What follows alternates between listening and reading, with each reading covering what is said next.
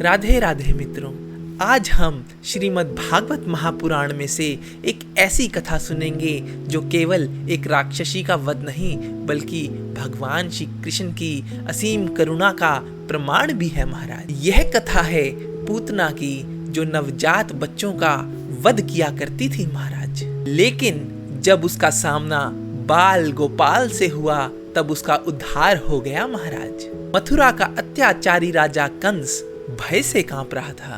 आकाशवाणी हो चुकी थी, हे कंस, जिस देवकी के 8वें पुत्र को तू मारना चाहता है वही तेरे काल का अर्थात मृत्यु का कारण बनेगा महाराज। कंस ने अपने मंत्रियों को बुलाया और क्रोधित स्वर में बोला कि राज्य के सभी बालकों को जान से मार दिया जाए और कोई भी बालक जीवित नहीं बचना चाहिए। तभी कंस की दृष्टि अपनी भयानक सेविका पूतना पर पड़ी। कंस बोला, पूतना तू मायावी है, जा और राज्य में जाकर सभी शिशुओं का वध कर दे। पूतना यह सुनकर अत्यंत प्रसन्न हुई और बोली, जैसी आज्ञा महाराज। पूतना आकाश मार्ग से उड़ चली।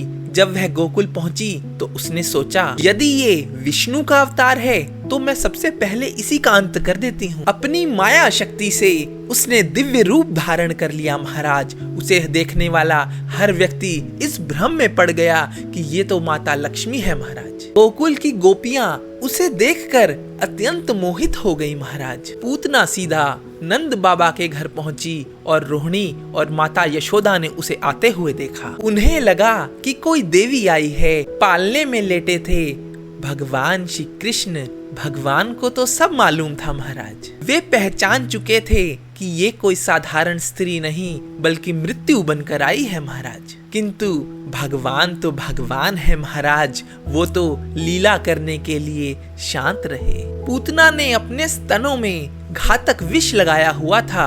उसने झट से भगवान श्री कृष्ण को अपनी गोद में उठा लिया। माता यशोदा कुछ समझ पाती इससे पहले ही पूतना ने श्री कृष्ण को स्तनपान कराना शुरू कर दिया महाराज। पूतना प्रसन्न हो रही थी और मन ही मन सोच रही थी कि अगले ही पल ये बालक तो मर जाएगा महाराज, पर किसको क्या पता था अगले ही क्षण सब बदल जाएगा महाराज। भगवान श्री कृष्ण ने दूध पीना शुरू किया। फिर अचानक उन्होंने सिर्फ दूध नहीं पिया, अरे उन्होंने तो पूतना के प्राण पीने शुरू कर दिए महाराज। पूतना तो चिल्ला उठी, वह तड़प उठी, उसकी आंखें बाहर आ गई। वह तो अपने असली राक्षसी स्वरूप में आ गई महाराज। पूतना जोरों से चिल्लाने लगी, छोड़ दे, छोड़ दे। लेकिन वो कोई साधारण बालक तो थे नहीं, वो थे परमात्मा, परमपिता परमात्मा भगवान श्री कृष्ण। भगवान ने उसका विष, उसके सारे पाप और उसके प्राण सब कुछ खींच लिया महाराज। भयानक चीख के साथ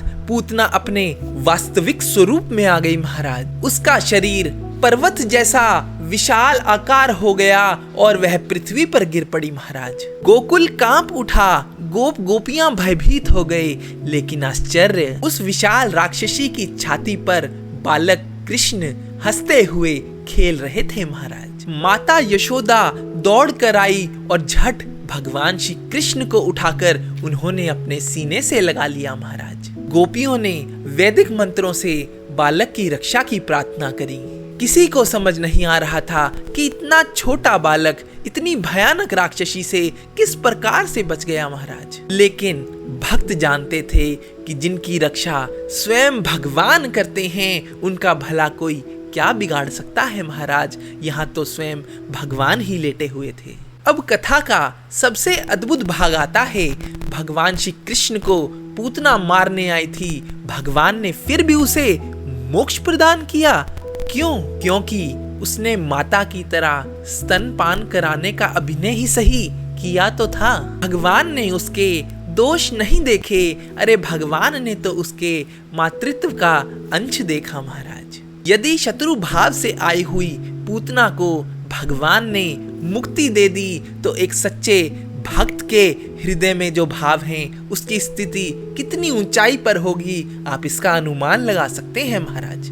भक्तों, पूतना वध केवल एक राक्षसी के अंत की कथा नहीं है, ये तो भगवान श्री कृष्ण की करुणा की कृपा की कथा है महाराज। इससे हमें सीख मिलती है कि भगवान बाहरी रूप नहीं, भाव देखते हैं महाराज। भगवान श्री कृष्ण केवल दंड देने नहीं, उद्धार करने आते हैं महाराज। जय श्री कृष्णा, राधे राधे। अगर आपको ये वीडियो पसंद आई हो तो कमेंट में जय श्री कृष्णा ज़रूर लिखें और चैनल को सब्सक्राइब ज़रूर करें महाराज। राधे राधे।